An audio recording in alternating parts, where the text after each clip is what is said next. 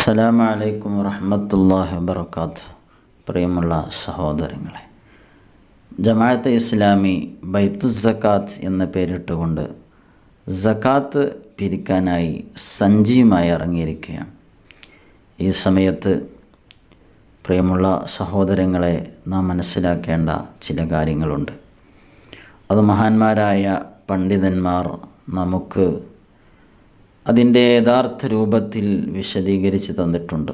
സംസ്ഥയുടെ ആലിമീങ്ങൾ ഈ വിഷയം അറിഞ്ഞ ഉടനെ തന്നെ എല്ലാ മുഅ്മിനീങ്ങളെയും അറിയിച്ചതാണ്, ഇത് ചതിയാണ്, ഇത് ജമാഅത്തെ ഇസ്ലാമിയുടെ ചതിയാണ്.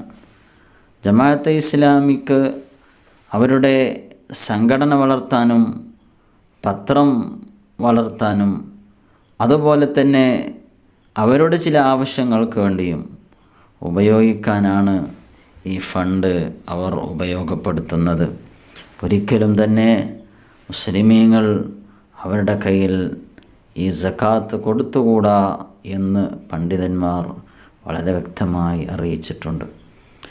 പണ്ഡിതന്മാർ വെറുതെ പറയുകയല്ല, അവരുടെ സക്കാത്ത് സൂക്ഷിച്ചിരുന്ന അതിൻ്റെ ഖലീഫയായിരുന്ന ഒരു വ്യക്തി തന്നെ തുറന്നു പറയുകയാണ് അക്കാര്യം. നിങ്ങളൊന്ന് കേട്ടു നോക്കുക. സംഭവമാണ്. എറണാകുളത്ത് മദീന മസ്ജിദിൽ സക്കാത്ത് കമ്മിറ്റി സ്ഥാപിച്ചിരുന്നു. മർഹൂം KT അബ്ദുറഹീം മൗലവിയാണ് അതിൻ്റെ സ്പോൺസർ 1987. അത് ഇൻട്രൊഡ്യൂസ് ചെയ്തതിന് ശേഷം താമസിയാണ്ട് അതിലേക്ക് ഫണ്ട് ധാരാളമായിട്ട് വരാൻ തുടങ്ങി. ആദ്യമൊക്കെ 10,000 20,000 ഒക്കെ ആവും, പിന്നെ അത് 12 ലക്ഷവും 20 ലക്ഷം ഉറുപ്പ്യൊക്കെ ആയി. അങ്ങനെ വന്നപ്പോൾ എനിക്കും തോന്നി ഇതിലെന്തോ ഒരു പന്തികേടുണ്ടല്ലോ എന്ന്. കാരണം നമ്മൾ പണം പിരിക്കുന്നു സക്കാത്ത്, എന്നിട്ട് സൂക്ഷിക്കുന്നു. 2-3 മാസം കഴിഞ്ഞിട്ടാണ് വിതരണം തുടങ്ങുക.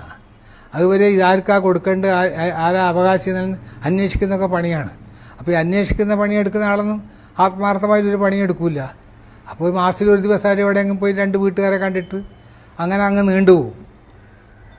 അപ്പം അങ്ങനെ വരുമ്പം ഇടയ്ക്ക് ഈ പൈസ നമ്മളിൽപ്പെട്ട ആൾ തന്നെ കടമെടുക്കും. 1 ലക്ഷം ഉറുപ്പ്യ എനിക്ക് തരണം, വിതരണത്തിൻ്റെ സമയത്ത് തരാം, 2 ലക്ഷം ഉറുപ്പ്യ എൻ്റെ തരണമെന്ന് പറഞ്ഞിട്ട്. അപ്പോൾ ഞാനും ഒക്കെ വേഗം കൊടുക്കും. കാരണം ഇത് മേക്കെന്ന് പോകണമല്ലോ. ഇത്രയും പണം കെട്ടിക്കിടക്കും ഏതെങ്കിലും ഒരുത്തം കയറി വന്നാൽ സക്കാത്ത് പൈസയാണെന്ന് പറഞ്ഞാൽ അവർ കൂട്ടാക്കുമോ? ഇല്ലല്ലോ.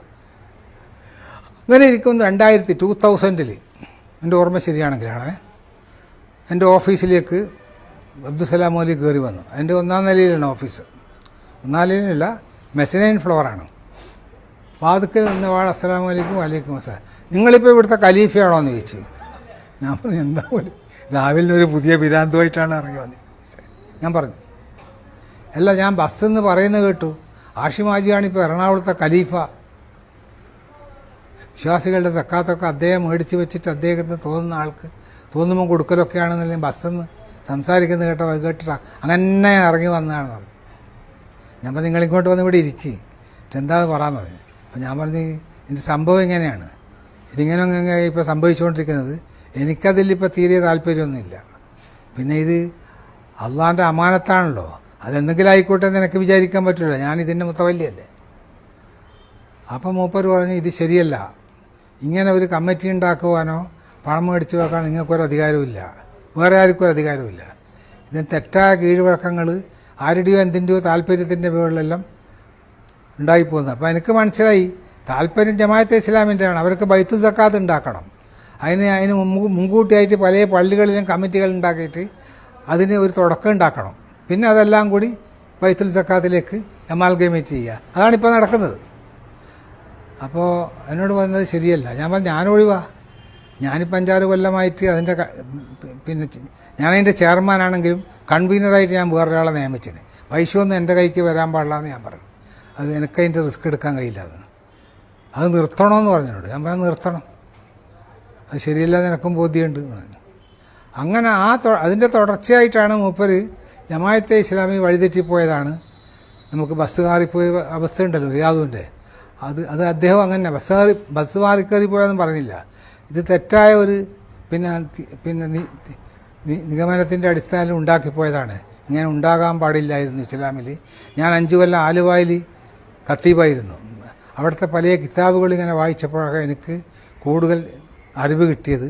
അതുകൊണ്ട് ഞാൻ അതിൽ നിന്ന് പിന്മാറുകയാണ്. അങ്ങനെ അത് 2000-ലാണ്. അത് പിന്നെ